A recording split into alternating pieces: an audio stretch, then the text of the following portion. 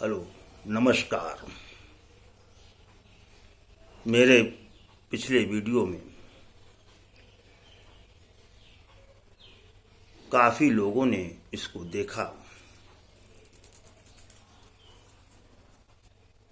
शिक्षा और विद्या उभर के बात सामने आई। स्वामी विवेकानंद ने जब देश गुलाम था, उनका कार्यकाल गुलामी के दिनों का रहा, अपने अल्प आयु में शिक्षा को विद्या के रूप में परिवर्तित करने का प्रयास किया। देश में अंग्रेजों के गुलामी के समय में अनेकानेक समस्याएं थीं और अशिक्षा भारतवर्ष में चरम सीमा पे थी।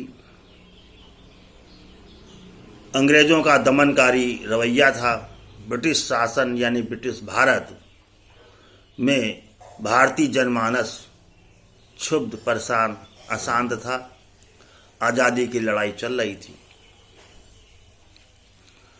स्वामी विवेकानंद ने अपने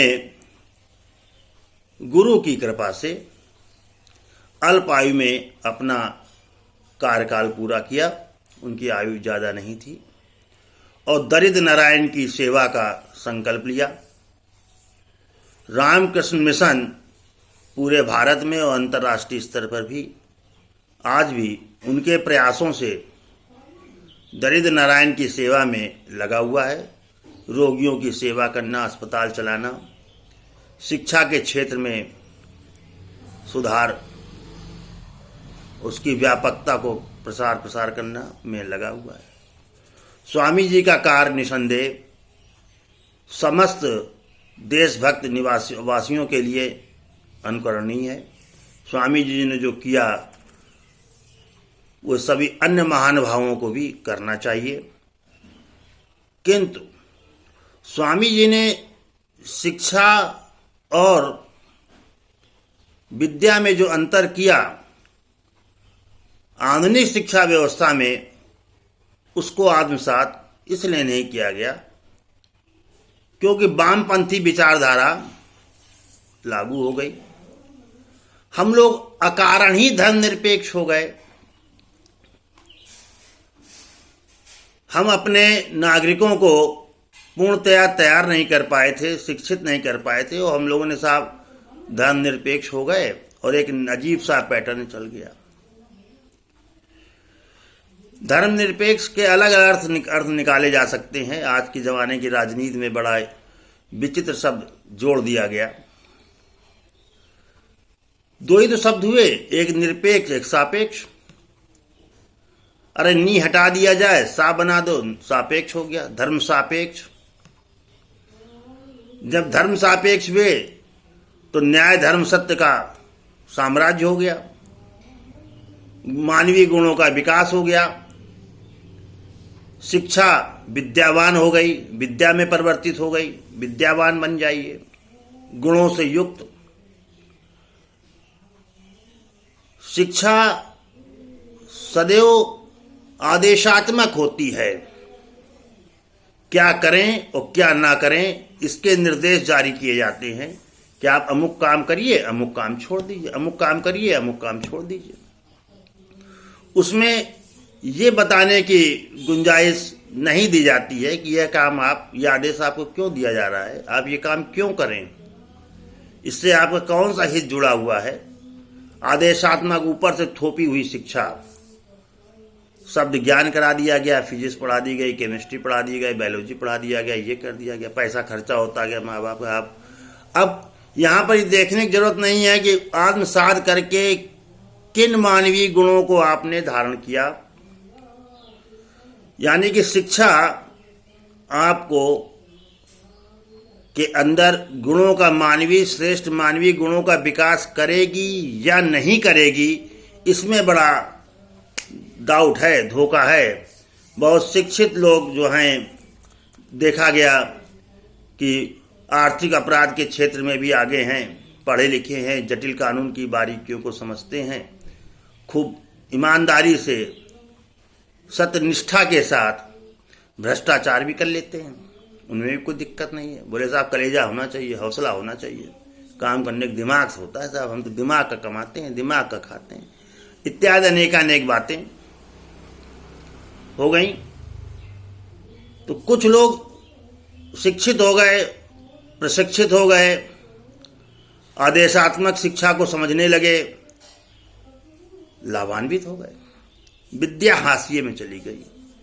विद्या व्यक्ति के मानवीय गुणों का विकास करती है, उसके अंदर संवेदना जागृत होती है, उसे समझ में आता है, उसके अंदर अनुभूति से जुड़ी हुई विषय वस्तु है, उसे समझ में आता है माता देवो भव, पितरो देवो भव, अतिथि देवो भव।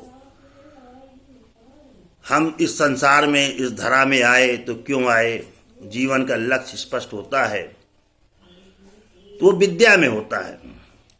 हमने अपनी व्यवस्था के लक्ष्य को परिवर्तित कर दिया। सा विद्या या विमुक्तये की जो अवधारणा भारतवर्ष में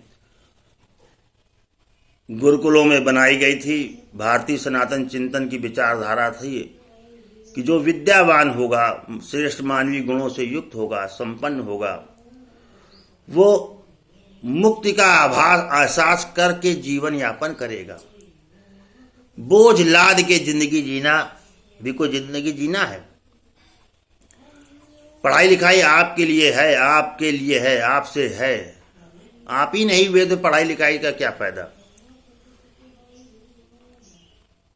मतलब हम अपने श्रेष्ठ मानवीय गुणों को बुद्धि में धारण करें, तद अनुसार योग सुयोग जीवन जिए। कहाँ बोलना है, कहाँ नहीं बोलना है, किससे बात करनी है, किससे बात नहीं करनी है, इत्यादि अनेक बातें। वो युग पीछे हो गया। अब युग कौन सा आगे आ गया? बोले साहब खुशामद।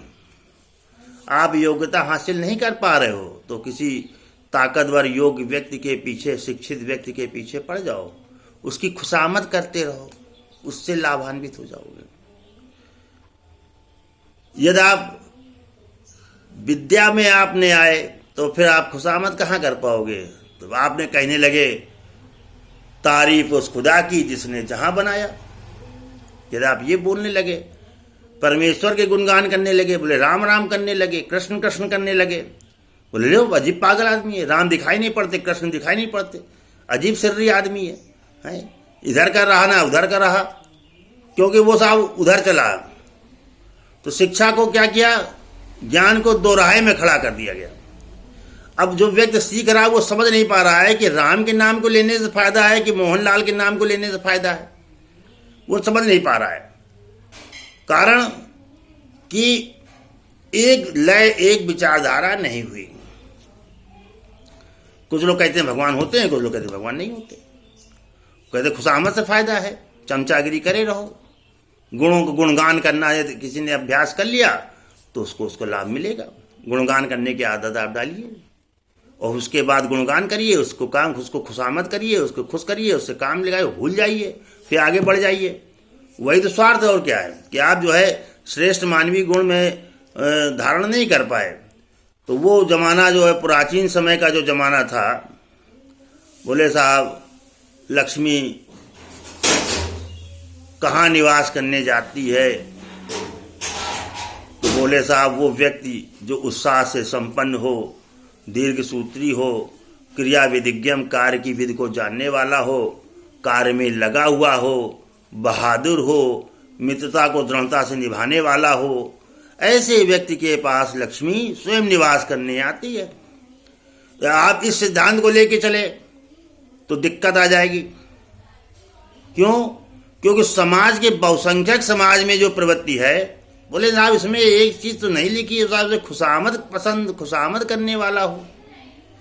योग्य बुद्धिमान व्यक्ति वो अपनी क्षमताओं और योग्यताओं पर भरोसा रख सकता है, उसके मुताबिक काम कर सकता है, लेकिन वो खुशामद किसकी करेगा? खुशामद किसी की नहीं करेगा, वो खुशामद करेगा परमेश्वर की। फिर बताया गया, आधे लोगों ने बताया बेटा कि मांगो खुदा से, उस परम पिता परमेश्वर से प्रार्थना करो, कल्याण होगा। वो बेचारे दिखाई नहीं पड़ते, भ्रमित हो गया। तो शिक्षा और विद्या में अंतर आ गया। विद्यावान होना चाहिए। हम विवेकानंद की शिक्षाओं को, उनके सार्वभौमिक धर्म को भूल गए। उन्होंने तो सार्वभौमिक धर्म की बात करी। उन्होंने बताया कमजोर मत बनो, शक्तिशाली बनो, उसी से कल्याण होना है। सबसे बड़ा अपराध ये है कि आपको कमजोर होना, मानसिक रूप से आप मजबूत बने, वैचारिक रूप से आप मजबूत बने, धन के उपार्जन में लगें, न्याय सत्य धर्म की लड़ाई के मार्ग में अडिग रहें, इत्यादि अनेक अनेक बातें। किंतु हुआ क्या यहाँ पर? बोले साहब एक अजीब सा माहौल पैदा किया गया जिसमें हर व्यक्ति अपने वजूद को, अस्तित्व को ही प्रश्न चिन्ह बना के चलने लगा। हमारे बीच के लोग 50 लोग मिलेंगे, बोले साहब पहले साहब लोग जो थे अंधविश्वासी थे, अब क्या है? बोले साहब वैज्ञानिक विश्लेषण और वैज्ञानिक चिंतन के आधार पर अपने मूल विश्वास को भी जो है आपने अविश्वास में कन्वर्ट कर लिया और नई चिंतन की खोज में आप लग गए। तो पूरी चेतना, पूरा ज्ञान, पूरा तर्क, पूरे वितर्क इस सत्ता पर लग गए कि यदि ईश्वर की सत्ता को हटा दिया जाए तो बहुसंख्यक समाज हमको ईश्वर मान लेगा, हमारी पूजा होने लगेगी, खुशामद हो जाएगा। ये एक द्वंद्व चला। तो विवेकानंद की जो शिक्षाएं थीं, जो उन्होंने विश्लेषण किया था अपने गुरु की कृपा से ज्ञान प्राप्त करके कि नहीं, ये शिक्षा के स्वरूप को विद्या के रूप में परिवर्तित किया जाए, तो फिर जो है व्यक्ति का विकास, व्यक्ति के मानवीय गुणों का विकास हो सकता है। वो व्यक्ति अपनी समस्याओं का समाधान वो खुद खोज सकता है। लेकिन कमाल की बात देखिए कि विद्यालयों में विद्या नहीं दी जाती, शिक्षा दी जाती है। यानी उसका नाम शिक्षालय होना चाहिए, लेकिन ये विद्यालय है। वो तो वहां तो हमने दिमाग लगाया, बोले साहब स्कूल का हिंदी बनाया, बोले साहब विद्यालय। विद्यालय तो अभी चल रहे हैं, उसमें काम क्या हो रहा है? बोले शिक्षालय, शिक्षा दी जा रही है। विद्या की कोई बात नहीं, गुरुजी नहीं है, बोले शिक्षक हैं, अल्पकालिक शिक्षक, वेतन भोगी वित्त विहीन शिक्षक, गुरुजी नहीं है। गुरु का जो सम्मान, वो गुरुजी बहुत पुराना शब्द है साहब। क्यों? उसके भाव को बदल दिया गया। जब ज्ञान ही नहीं तो फिर गुरु की अवधारणा कैसे हो सकती है? ठीक, शिक्षक आपके फ्रेंड तो हो नहीं सकते, शिक्षक आपके शिक्षक हैं। आपके कुछ लोगों के अंदर जो अंदर का संस्कार है वो क्या कहते हैं? गुरुजी गुरुजी। कहने का मतलब एक अजीब सा द्वंद्व समाज में फैला हुआ है। इसमें देश के बड़े बड़े शिक्षा शास्त्रियों को जरूरत है, जिनके पास अधिकार हैं, जिनके पास एक विवेचना है कि वो क्या शिक्षा को विद्या के रूप में परिवर्तित कर सकते हैं, जिससे अंतर्मन की प्रेरणा और अनुभूति के आधार पर उसके अंदर ये भाव पैदा हो कि नहीं, बड़ों का सम्मान करना चाहिए, गुणों का विकास होना चाहिए, हमें अनुशासित होना चाहिए, हमें जो है मधुभाषी होना चाहिए, अंदर से महसूस हो। बोले क्यों होना चाहिए? बोले साहब इसलिए होना चाहिए कि श्रेष्ठ मानवीय गुण यही होते हैं। हम श्रेष्ठ मानवीय गुण से अपने को अलग नहीं कर सकते। क्यों? क्योंकि साहब हमें ज्ञान प्राप्त है। ऐसा नहीं है, हम थोपी हुई बात को करते हैं। जहां पर मौका मिलता है हम अपने खुराफात को करने के लिए तैयार हो जाते हैं। क्यों? हम उसको सुपरसीड करके आगे बढ़ना चाहते हैं। हर जगह यही चल रहा है। इन शब्दों के साथ अपनी बात को खत्म करते हैं। ये शिक्षा का क्षेत्र जो है, जिसमें उसका स्वरूप विद्या का होना चाहिए, विवेकानंद ने इस पर अपना पूरा जीवन समर्पित किया। और देश का दुर्भाग्य है कि हम लोग वर्तमान समय में उन मूल तत्वों को भूलकर एक नए तत्व की खोज में लगे हुए हैं किस रूप में हम अपने भारत का सृजन करना चाहते हैं, ये तो आने वाले समय में तय होगा ही। धन्यवाद।